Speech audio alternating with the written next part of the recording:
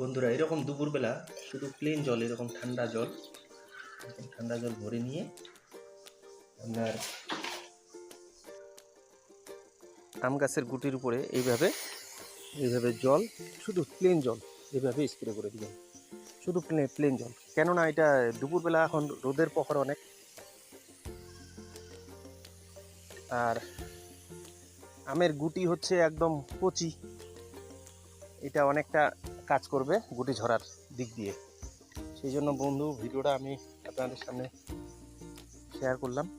এই যে দেখুন, গুটির সাইজ দেখুন, এইরকম প্রত্যেকটা গাছে এরকম গুটির সাইজ যেগুলো শুরু হয়ে গেছে, গুটির সাইজের মধ্যে এই যে এরকম করে স্প্রে করে, শুধু প্লেন জল স্প্রে করলেই হবে। গুটিটা কিছুটা ঝরাটার রোধ করবে, গুটিটা সুস্থ সবল থাকবে, ওই জন্য এইভাবে স্প্রে, খালি জল স্প্রে করে দেবেন। ভিডিওটা ভালো লাগলে লাইক দেবেন।